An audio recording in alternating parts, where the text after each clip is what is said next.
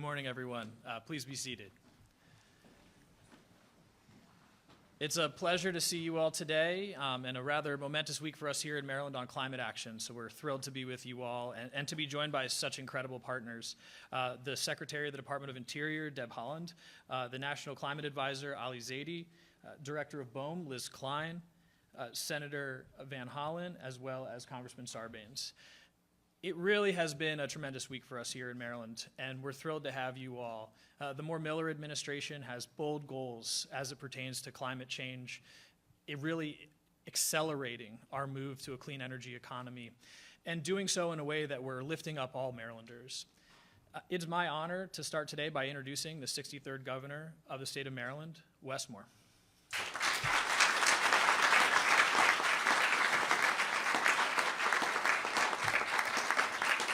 Good morning, everybody. Good morning. This is another great morning for our state, and another morning where once again we're showing that Maryland, in partnership with all of our federal partners, is unafraid to lead on something that's incredibly important. And first, Secretary Kurtz, I just want to thank you for your remarkable leadership as well, and for all of the guidance that you continue to show over at DNR. Also, it's a joy to be here with the Secretary of Interior, Secretary Haaland. It is a joy to be with you, and thank you. Our National Climate Advisor, Ali Zaidi, thank you so much, and again, great to have you back here in Maryland. Our Director of BOEM, Liz Klein. It's great to see you, and thank you. Thank you. Members of our federal delegation, Senator Van Hollen and Congressman Sarbanes, you all continue to lead in such extraordinary ways, and we are beyond grateful for you. And also our friends from the Maryland General Assembly, who, without your work and without your support, we also could not be here. For the leaders, for the other members of the cabinet, for the activists, for the people who have committed their time and their energy to this work, we're beyond grateful, because had it not been for you, we would not be here. And so we're thankful. And the thing that I love about this room is this is exactly what partnership actually looks like. Because we know that partnership produces progress and nothing else will.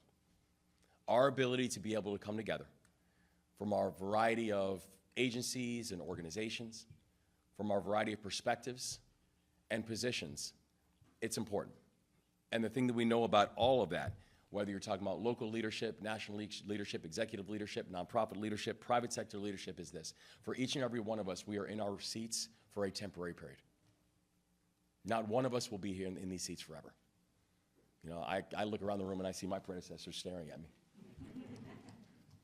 Every single one of us are in our seats for a specific period of time.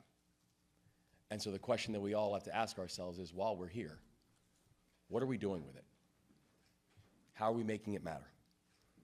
And that's what today represents: a partnership that shows that collectively we're making our time here matter. And today, we will sign a historic Memorandum of Understanding between the federal government and the state of Maryland to strengthen our partnership to focus on offshore wind for years to come. And I can tell you right now, we are excited about today. It is long overdue, and we are ready to get to work.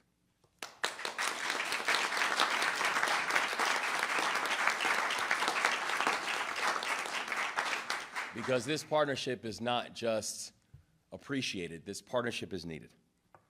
If you look at any piece of our climate agenda, you will see offshore wind and the importance of offshore wind on each of those pages.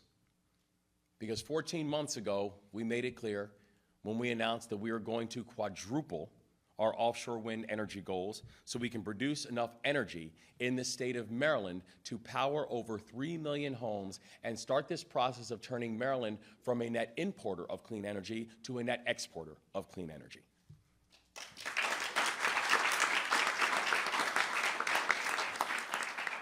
And the data on this is also very clear. We cannot accomplish that goal if we do not have a greater investment and a greater partnership when it comes to offshore wind. And by the end of 2023, we unveiled, or in the end of 2023, we unveiled a pollution reduction plan through our fantastic Department of the Environment, and our Secretary, Madam Secretary, great to be with you, to help us achieve a net zero greenhouse gas emissions by 2045.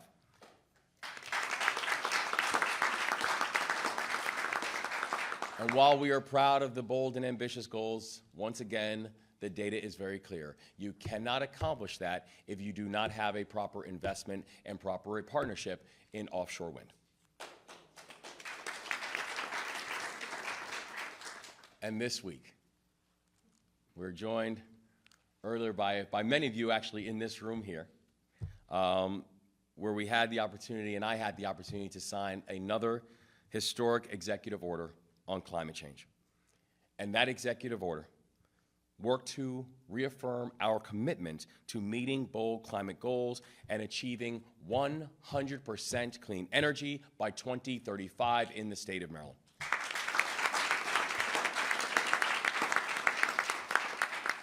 And once again, and you're going to start noticing a theme, the data is very clear on this one too. We cannot accomplish that if we do not have the proper investments and the proper partnership around offshore wind. And so Maryland's serious about offshore wind because we're serious about actually achieving our goals. Not just because of what it means for the environment, but also importantly for what it means for our economy. Offshore wind means manufacturing jobs. Offshore wind means higher wages. Offshore wind means more opportunities to grow wealth for Maryland families, and oftentimes in families where that aspiration of wealth has not been attained. Offshore wind means we don't have to choose between hoping for and working towards a green economy and a growing one. That it's not binary, that we can and we will choose to have both a green economy and a growing economy, and offshore wind is going to help us to get there.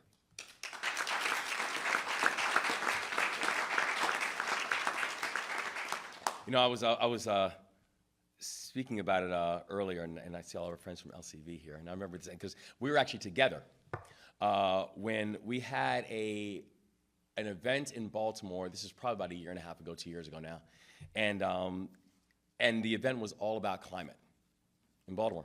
And I remember someone came up to me afterwards, and he said, listen, I came because someone said that I should come hear you speak. And he said, and I didn't know what you were going to speak about. He said, I just wanted to hear you. And he said, I have to be honest with you, you spoke a lot about climate. And he said, and that, you know, that's not really my issue, but I appreciate your perspectives. And I said, well, what's your issue? And he said, actually, the thing I'm really focusing on is the economy. Like, we have to get our economy going. And I said, everything we just spoke about had everything to do with the economy. That you cannot talk about this idea of economic growth if you're not able to not only capture the importance of these industries, but make sure that we're being equitable and fair when we're talking about how these industries are going to grow, who they're going to impact, who are the entrepreneurs that we need to make sure that are seen in this, and how this is going to impact this idea of work and wages and wealth for all Marylanders and not just some. That our larger commitment to this industry is one that we know that we can do this. We know that we can grow an economy and not actually make the wealth gap larger. Because if that happens, then we would have failed. This is about how can we come up with an idea and a clear understanding that climate justice is economic justice. And both of those two things live side by side. And by moving in partnership in offshore wind, we can do more than help people to see themselves in the consequences of climate change. We can actually help them to see themselves in the progress that climate change and climate action actually produces as well. And so I know with this team, I know we're not just going to build a more sustainable future, but we're going to build a more prosperous one too. One where we can address the issue with climate action and know what it's also going to do is help to address economic mobility and sustainable economic mobility for all of our communities in our state. That is the push. That's the priority. That's the benchmark. That's partnership. And that's why this work is going to matter. And so I am thankful to be able to turn the microphone over to somebody who, when I say had it not been for her leadership, we wouldn't be here, I literally mean had it not been for her leadership, we wouldn't be here. Because if you don't have the right partners inside this work, and particularly our federal partners inside this work, you're simply being aspirational, but you're not being operational. Madam Secretary, your leadership has helped this to become operational. And so I know I was speaking with you earlier about a descendant of the Pueblo people, the pride that they have in the work that you are doing and making your time here matter. Our Secretary of Interior, Secretary Howell.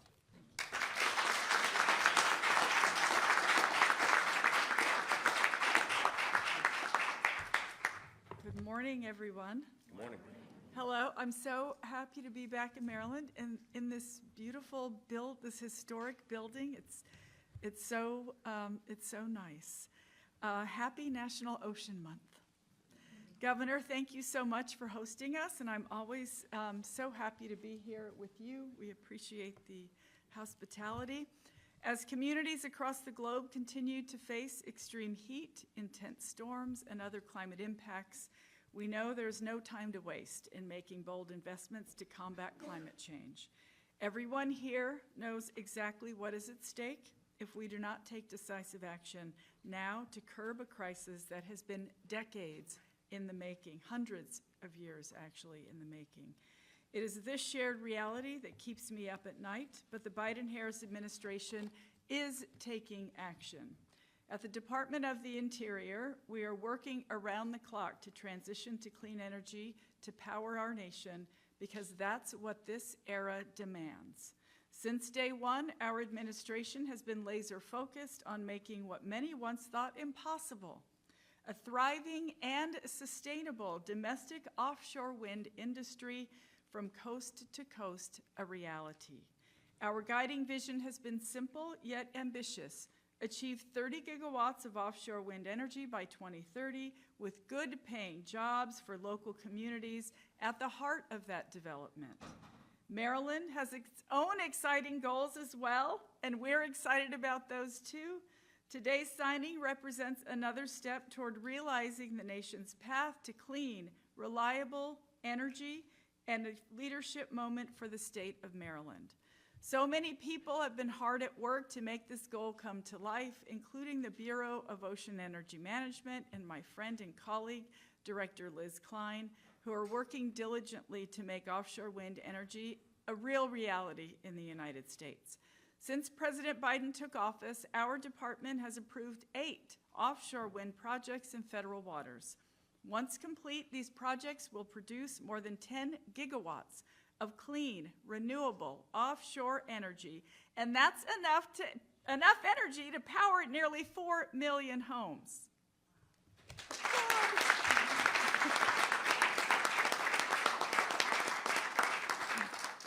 In April, we announced a new offshore wind leasing schedule. Over the next 5 years, BOEM, the Bureau of Ocean Energy Management, will hold up to 12 offshore wind energy lease sales, with 4 expected this year alone.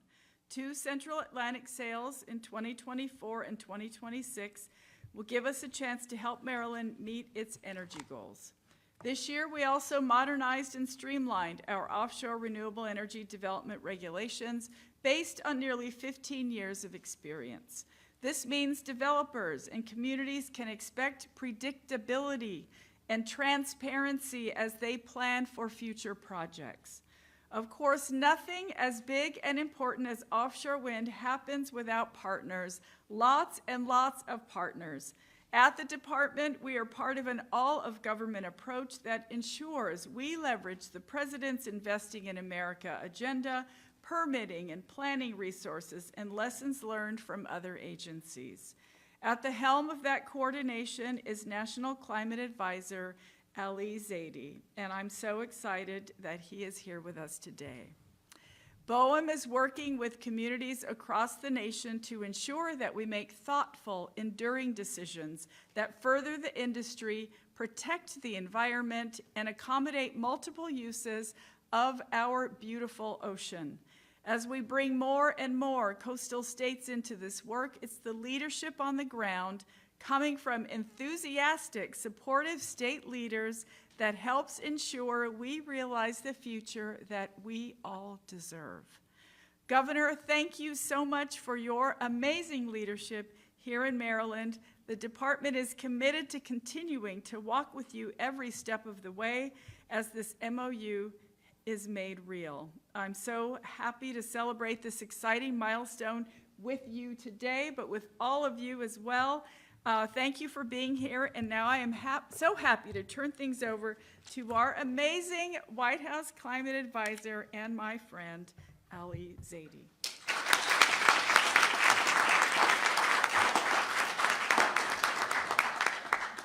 Tough to follow Deb Haaland. You know, it's been, I joke, but it's been so remarkable to watch Secretary Haaland do what she has over the last 3 years in a way that's profoundly impactful. 41 million acres conserved across the country, coast to coast. Leadership reestablished around the world on things like biodiversity, on things like cleaning up and sustaining the strength of our ocean. And all of that delivered with not just bureaucratic ease, but with inspiration. And I think that's one of the lessons for this moment. The reason we get together to celebrate the progress we are making, behind the scenes oftentimes, is to inspire, and we need that inspiration. We're up against what feel like insurmountable odds on a crisis that will define this generation. The way we get through to the other side, stronger, more together, more resilient, more competitive, more prosperous, is by taking the time to celebrate the wins and inspire each other. And Maryland is the place I now frequent for my dose of inspiration. Another big day in Maryland. I think about Governor Moore's appetite for transformation on climate change. And just like my boss, it seems to have no bounds, seems to not respect historic practices, willing to push, to pioneer, and to reach for the solutions in every sector of the economy. I think about Carver House and young people retrofitting homes and buildings. I think about the electric vehicle transformation, not just deploying EVs in America, but us cutting a ribbon to build the charging stations here in Maryland. I think about the massive agricultural transformation happening in Maryland, climate-smart agriculture being grown here in the soil of Maryland. I think about the fact, talking to the president about clean steel and clean concrete, he said, "Where do they make that?" I said, "Well, they got it in Maryland." He asked me if it was also in Delaware. But look, today we're here to talk about, as the governor said, partnership, stacking hands to make sure we deliver on the promise that we can see off of our coastlines. Partnership it's not about pointing fingers, it's about passing the ball. It's about moving around and making sure we get points on the board. This memorandum of understanding is important because this is the play that we're going to run. And I have so much confidence that we will achieve the objectives laid out in that because of the fancy folks standing to my left, but because of all of you. The breadth of this coalition here in Maryland, and I see it really emerging all across the country, is so powerful that the climate crisis doesn't stand a chance. And the reason is because not only do we have environmentalists in the room, we got the IBEW in the House. We've got, yeah, absolutely. You know, this is the chance for us not just to put steel in the water, but to put steel in the spine of the American middle class. For decades, we've seen systematic disinvestment in our industrial capacity. But over the last few years, thanks to President Biden's Investing in America agenda, thanks to folks in Congress, Congressman Sarbanes, Senator Van Hollen, passing historic pieces of legislation, America has become the magnet for private sector investment. And when it comes to the offshore wind industry, we would be foolish if we measured our progress by the height of the wind turbines. The progress is measured by the breadth of the economic opportunity we're delivering, not just for the coastlines, but for every single solitary state in the country. The supply chain is turning up everywhere. The ships we're making in Texas sourced steel from Alabama and West Virginia. The monopiles that will help staple this onto the ground in places like Pittsburgh and South New Jersey. All across the country, folks are pitching in. South Carolina, they're making the cords that will help us plug into the grid. Everybody sees the opportunity. And that brings me back to the inspiration part of this.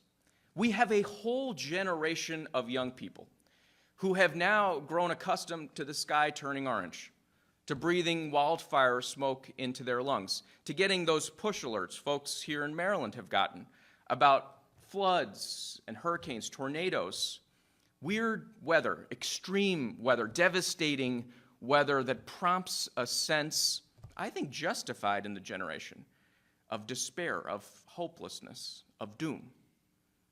This is our response, and it is more powerful.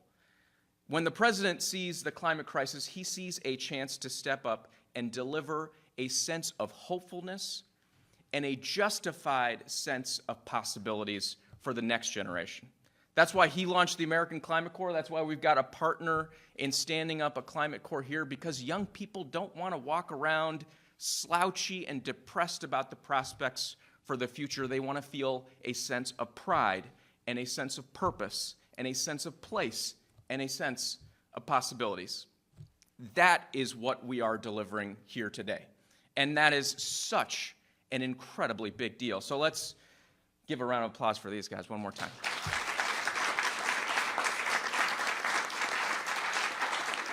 And when I think of partners, you know, you've got the folks who sweep in at the high level, you got folks in the weeds, and then you got Chris Van Hollen, who somehow manages to live in all of those places all at once.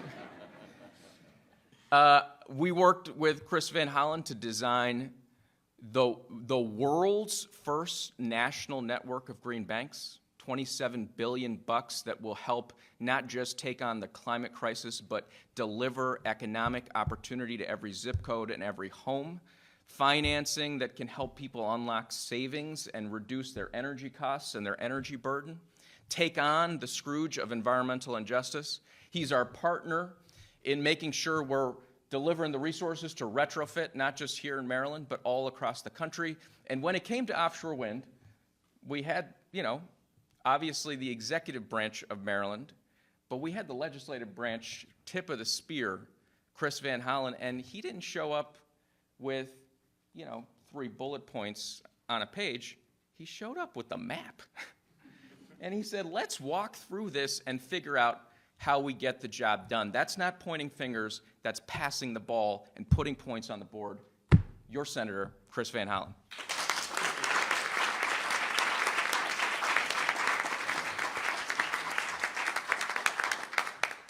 Well, it's great to be here in Annapolis, great to be back in Annapolis. Governor, thank you and your team. And I want to start by saluting President Biden and President Biden's team, because President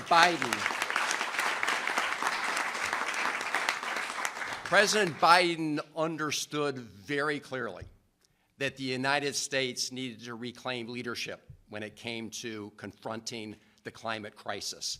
But he also recognized, as the governor, as Ali, as the secretary, and others have said, that confronting the climate crisis is necessary to avoid terrible costs to human lives and property, but it is also a huge opportunity to put people to work in the transition to a clean energy economy. More better paying jobs, union jobs, more equitable investment, so that many communities that have been left behind in the past are part of this revolution to build a clean energy economy. So to Ali, it's been great to work with you. The President Czar on climate change. Secretary Holland, thank you. It's always great to see you in front of the Appropriations committee, and we look forward to supporting these efforts as well as our Chesapeake Bay cleanup efforts. BOEM Director Klein, thank you and your team. And the thing about the President's approach is it is an all-of-government approach, all-of-federal government approach, but also, as you can see, federal government, state government, local government, private sector, nonprofit sector, all of you in this room who are advocates, and that's what we need to make sure that we do. I think the public understands more and more the costs of doing nothing on the climate crisis. We're here in Annapolis. We see flooding all the time. Small businesses are hurting. At the Naval Academy, they talk about this as a national security issue. They're experiencing flooding. So we have more extreme weather events, and the costs are going up. We had a hearing in the Senate Budget Committee the other day just talking about how insurance companies are leaving markets, like in Florida and California, how they're increasing prices to points that are unaffordable.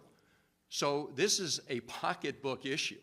When you have major insurance companies and reinsurance companies talking about how they're going to raise rates to cover property losses, that is a pocketbook issue, and it hurts. What helps from the pocketbook is the kind of investment that we're making in this clean energy transition. And that is what the Inflation Reduction Act was all about. Thank you for mentioning that, Ali, and and Congressman Sarbanes, thank you for your leadership on these issues in the House, the Inflation Reduction Act. This is not a partisan statement, it's a statement of fact. This passed with only Democratic votes in the House and the Senate. And we wish we had more help, but we got it done. And the Inflation Reduction Act is absolutely essential to moving forward with those tax credits and incentives and other big pieces. Thank you for mentioning the National Climate Bank, the Green Bank. We are really trying to hit on all cylinders here, and offshore wind is a big part of it, right? The President's ambition, as you heard Secretary Haaland talk about, was 30 gigawatts by 2030. And I'm so proud to be with you here in Maryland, with this governor and the governor's team. Governor Moore has said Maryland is going to lead the way when it comes to this clean energy transition, putting more people to work, putting them to work in equitable ways, and when it comes to offshore wind, is dedicated to a major contribution in terms of offshore wind in Maryland, 8.5 gigawatts by 2030 to align with the President's goals. I want to thank the members of the General Assembly. I want to thank the members of the governor's team. Governor, again, thank you for providing that North Star, that leadership, you and your team as we go forward. So, of course, in order to achieve the offshore wind piece, we need not only the financial incentives, which are very important, and we need to sustain those, but we need acreage, right? We need that offshore acreage. And I want to thank BOEM and the Biden administration for just yesterday, I believe, completing the environmental assessment for what are known as areas A2 and C1. It's true, Ali's right. I do get in the weeds on this.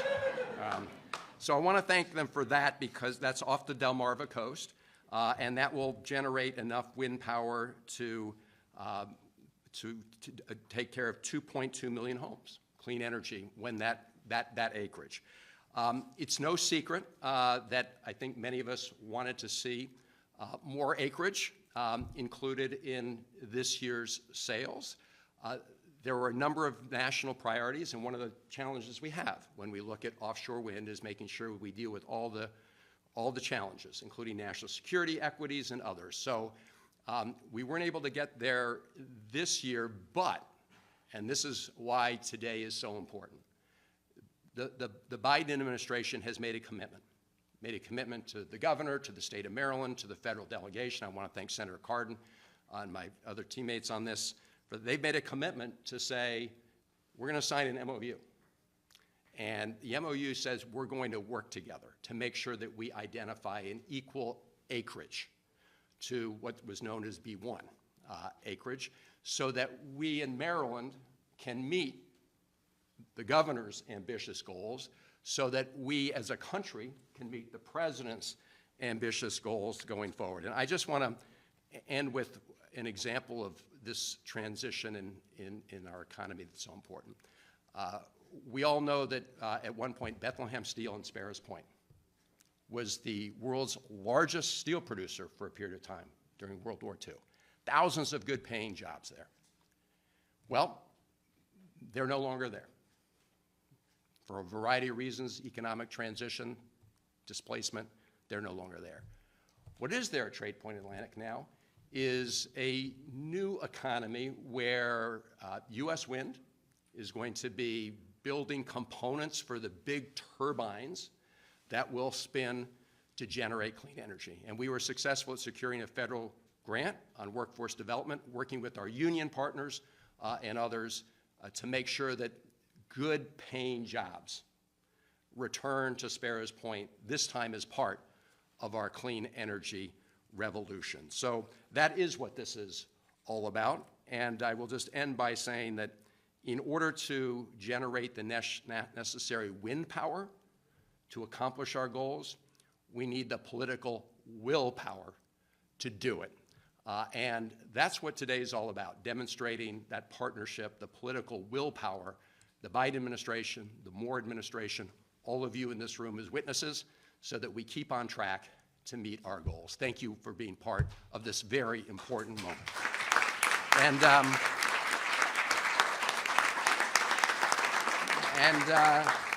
now I want to bring up somebody who is, as you know, he's not running for re-election, but he is running hard through the finish line, and I know he's going to continue, even after he leaves the Congress, to work with us on these things. He's a champion of the Chesapeake Bay. He's a champion of tackling the climate crisis. He's a champion for protecting our democracy. Congressman John Sarbanes.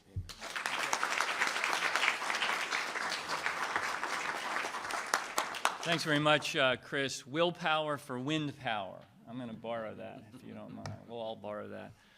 Hey, everybody, we've reached that part of the program where most of the things that need to be said have been said, but not everyone who needs to say them has yet spoken. So that just means I'll try to be brief. But this kind of partnership that's represented by the MOU that's going to be signed in a moment is exactly what our governor is all about. He uses the word partner more times per minute than any other leader in America and probably globally, but that's the right attitude to have, and you're already seeing what it's bringing to bear on behalf of the state, but beyond the state, what it means for the country to have a governor who's leaning in to opportunity rather than backing into opportunity, which often is the way these things work. So this time it's around offshore wind. We've heard of all the benefits that can bring to Maryland, how it fulfills the president's goals and aspirations in terms of decarbonizing our portfolio of energy, but our economy basically as we move forward.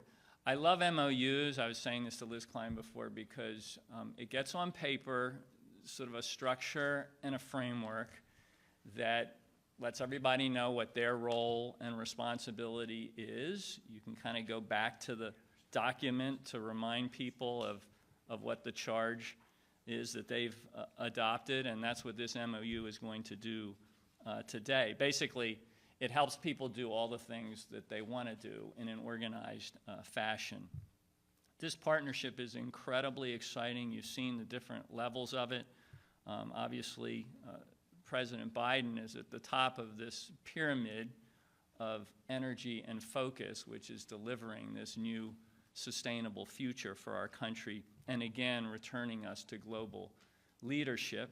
And Ali Zaidi is really articulating from the White House what the president's aspirations and vision is, so we thank him.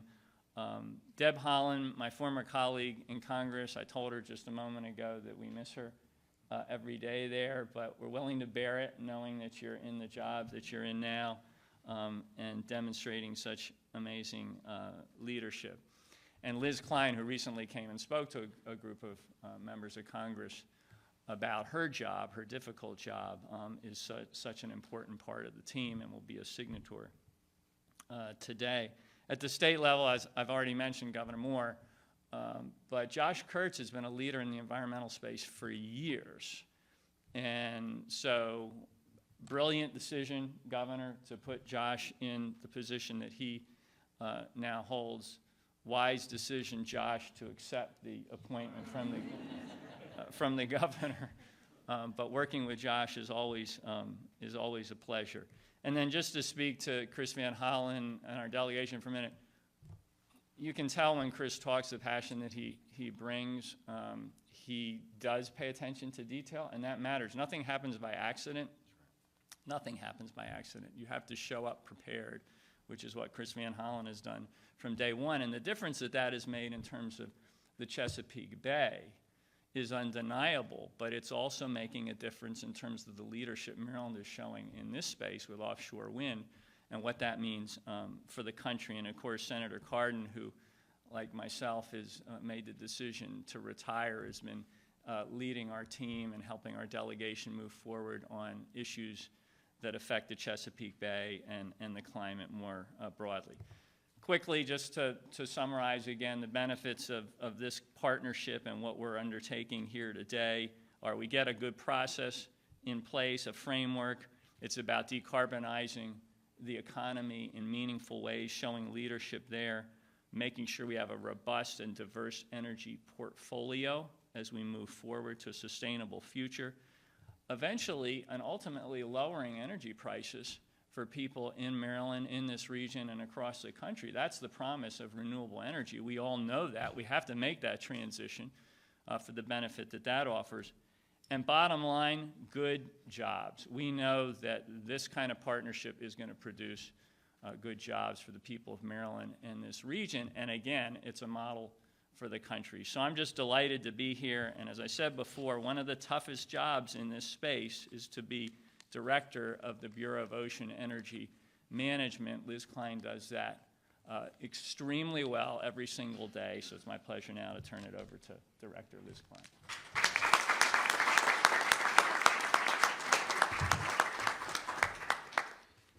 Well, thank you all. That certainly is, those are some hard acts to follow, but I also will be brief. I want to just focus maybe a little bit on gratitude and inspiration. First of all, I'm so grateful to be here. I am Liz Klein, Director of the Bureau of Ocean Energy Management. I want to thank Governor Moore and Senator Van Hollen and Congressman Sarbanes and the entire Maryland team for welcoming me, even though I'm a Virginian. I'm sorry. Partnership, though, is important between those states. And certainly, I'm so grateful to the leadership of Secretary Holland and Ali Zaidi, who are truly inspirational every day. I really am so pleased to be here as we solidify this partnership between our federal and state governments with this important agreement. And of course, with tomorrow being World Oceans Day and this the first week of National Oceans Month, the timing couldn't be better. This MOU really does represent a significant milestone to advance and strengthen the relationship between BOEM and the state of Maryland as we move forward. In terms of gratitude, I'd also like to thank the tremendously amazing, there aren't enough adjectives to describe how much I appreciate and value the team at the Bureau of Ocean Energy Management. We have our Chief of Office of Renewable Energy Programs, Karen Baker, here. They really are the engine that is making all of this work every day. They are constantly working to deliver energy responsibly and with minimal impacts. They are so good at what they do, and it's really, my job is the least important, I will tell you. It really is a testament to the great team at BOEM. And this MOU really is about partnership. It's about the administration's all-of-government approach to addressing the impacts of climate change and reaching our ambitious but achievable energy goals. I think we all know when we work together, taking the soccer analogy, I think, when we're passing the ball, we're putting points on the board, we really can do so much more together than working alone. And so this MOU really represents our ongoing commitment to working with and learning from each other, and it's going to serve as an important guide to really advance our collective goals, to not just address the climate crisis, but to create jobs and economic opportunity for folks all across the country, including in Virginia, but also in Maryland, but all across the country, which is so very important. So I told a story about a year and a half ago and some of you may have heard it actually, I came home from work one day, and my then 11-year-old came to tell me the story about work that she had been doing at school on internet safety, and they had been Googling names, and they Googled my name, and I was like, oh, well, that's terrifying. I wonder what they found. But she said, actually, to me, with a very serious face, Mommy, I did not see anything recently from you talking about what you're going to do about the climate crisis.